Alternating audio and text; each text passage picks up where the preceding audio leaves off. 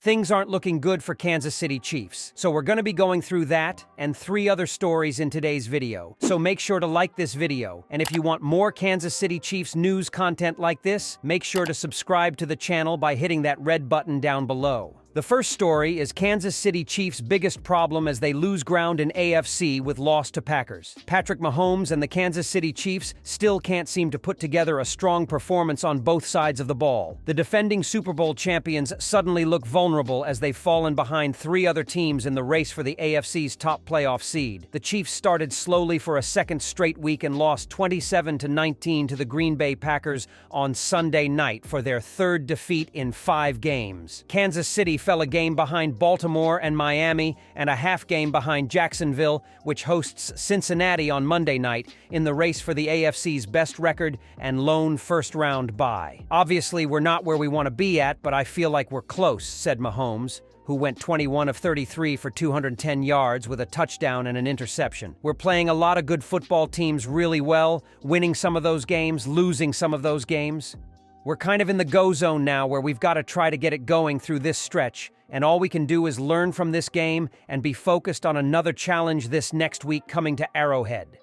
Catching up to the other AFC heavyweights could prove challenging. A defense that has ranked among the league's best all season kept taking hits Sunday rather than dishing them out. Linebacker Drew Tranquill left with a concussion in the first quarter, and safety Brian Cook was carted off the field with an ankle injury in the second half. Those injuries took a toll as Green Bay put up the highest point total the Chiefs had allowed all season. You can't give up 27 points on the road in a hostile environment like this, defensive tackle Chris Jones said. It's tough. If either Tranquill or Cook misses substantial time and the defense takes a step back, it will put even more pressure on Mahomes. The 2-time MVP has shown plenty of times he's capable of carrying that burden.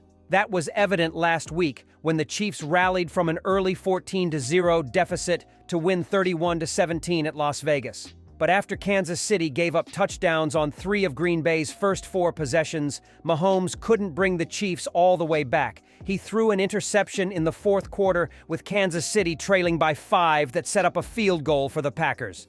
Still, the Chiefs had one more shot. The Chiefs got the ball back at their own 30 with 1:09 left and no timeouts. Mahomes quickly got his team into Packers territory, but the Chiefs stalled out at the Green Bay 33. Pass interference wasn't called on a long incompletion to Marquez Valdes-Scantling. A pass into the end zone on the game's final play was knocked away. "It is what it is, man," Mahomes said about no penalty being called on the pass to Valdes-Scantling. Obviously, the guy was probably a little early, but at the end of the game, they're letting guys play. I'm kind of about that. I'd rather you let the guys play and let the guys win it on the field. But it's a hard job, man. We're in that situation. I can't be wanting a flag. I have to try and go out there and win the game myself and with the rest of my teammates. Mahomes and star tight end Travis Kelce, who had 4 catches for 81 yards, could use more help. Wide receiver Rashee Rice must build on his breakthrough performance against the Raiders. Isaiah Pacheco ran for 110 yards Sunday night, but got ejected on the game's final series. Another Super Bowl run remains possible for this Chiefs team, but they're hardly a dominant bunch. They can't afford to make the mistakes that proved costly Sunday night. "That's a good football team, and they executed better than us, and that's the bottom line," Kelce said. "We've just got to keep rallying together and keep just fighting and growing together." The second story is Kansas City Chiefs have mixed feelings on Isaiah Pacheco penalty and ejection. Despite turning it over on their previous offensive possession, the Kansas City Chiefs were still granted a late opportunity to complete a game-tying drive against the Green Bay Packers. Armed with over a minute on the clock but no timeouts, every move was vital. Every snap, every decision, and every second mattered a ton. With 57 seconds left in the contest, a 1st and 10 pass went to Rashee Rice and picked up 10 yards. Officials on the field initially believed Rice fumbled and allowed the action to play out, although that ruling was ultimately reversed upon further review. That was the end of the good news for Patrick Mahomes and the Kansas City offense. On the same play, running back Isaiah Pacheco got into it with Packers defensive back Casey and Nixon. The second-year running back took a swing at Nixon while the fumble return ensued, thus drawing a penalty flag and a subsequent ejection. After the game, head coach Andy Reid said he hadn't discussed the penalty with Pacheco, but admitted that his running back has to keep a level head in that situation. "He didn't tell me. I didn't talk to him," Reid said. "You can't do that. You've got to be more composed than that, even though the guy shoved his head into the dirt. You've got to stay composed." It was an unfortunate decision by Pacheco, and it dug the offense into an even deeper hole than it was already in. Instead of maintaining possession at the 35-yard line and saving a good chunk of time and distance, the next set of downs began at midfield. Of the final 7 offensive plays from then on, 5 of them were incomplete passes. Being pushed back undoubtedly had some sort of impact on the drive, making things more difficult than necessary. The mistake also reflected poorly on Pacheco after what was a very impressive night for him. Before exiting the game, the former 7th-round pick had 18 carries for 110 yards and a touchdown. He also factored into the receiving game, hauling in 3 passes for 13 yards. For much of the contest, Kansas City went as Pacheco did on offense. Quarterback Patrick Mahomes is well aware of that, and he contradicted Reid's immediate reaction just a bit. While still acknowledging that Pacheco needs to be better, Mahomes said he loves the emotion and juice that his halfback plays with. "I love the fire from Pop, man," Mahomes said. "That gets us going as an offense. Obviously, it got a flag in the situation, but I mean, we were already in a bad situation. I never want to take the passion away from a guy. He'll learn from it. I'm sure he won't make that mistake again. But that's the stuff that we need on this team in order to have the success that we want to have." Moving forward, it's a relatively safe bet that Pacheco won't commit a similar mistake the rest of the way this season. It's also safe to assume that the Chiefs will take the good with the bad from their young running back.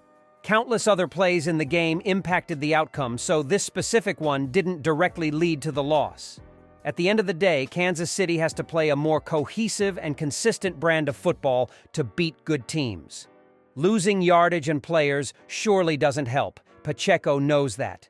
His team does too, with the 2 pillars of the organization having mixed thoughts on the process but similar thoughts on the result. The Kansas City Chiefs secondary was dealt a crushing blow on Sunday Night Football in a matchup against the Green Bay Packers when starting safety Brian Cook was carted off the field in the 3rd quarter. His status is questionable.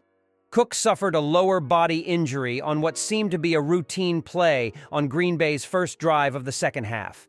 The game has been defined by injuries to Chiefs starters after linebacker Drew Tranquill and offensive lineman Donovan Smith exited the game in the first half. Veteran safety Mike Edwards entered the game after Cook's injury and will play next to veteran Justin Reid on the back end of Kansas City's defense. With so many contributors on the sideline, a second-half comeback seems unlikely. But as long as Patrick Mahomes remains under center, the Chiefs have a chance to make something special happen. Expect Andy Reid and Steve Spagnuolo to make some serious adjustments to compensate for the immense losses Kansas City has suffered in this game. The third story is the key takeaways from the Kansas City Chiefs loss to the Green Bay Packers. With the playoffs coming into focus for plenty of NFL clubs, this week's Sunday Night Football matchup sure felt like a postseason outing. The Kansas City Chiefs traveled to Lambeau Field to take on the Green Bay Packers in Week 13, with both clubs fighting for playoff positioning. Andy Reid's team needed a win to reclaim the AFC's top seed, and Matt LaFleur's squad was just one victory out of the wild-card hunt in the NFC. The hosts were a step or two ahead for the majority of the game, ultimately pulling away at the end thanks to some assistance from the visitors' inability to sustain drives and take care of the football. With the 29-17 win, the Packers rise to an even 6-6 on the year. The Chiefs, on the other hand, fall to 8-4. Here are the key takeaways from Sunday's game. The Chiefs came into Week 13 already without running back Jerick McKinnon on offense and linebacker Nick Bolton on defense.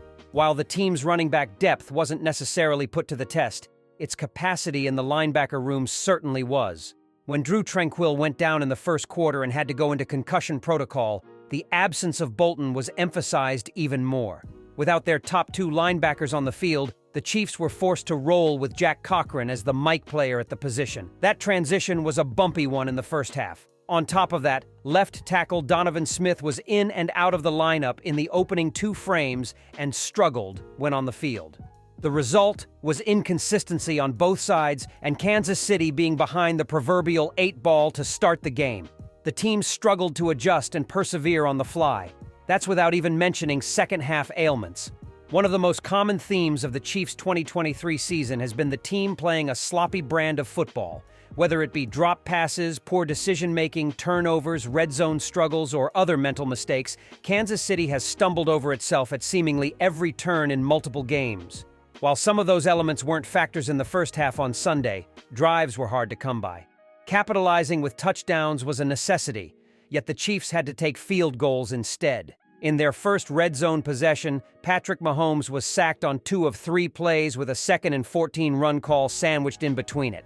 The next time out, a Creed Humphrey holding penalty turned a 2nd and 6 into a 2nd and 16. Later in the drive, another sack on Mahomes led to the second field goal attempt.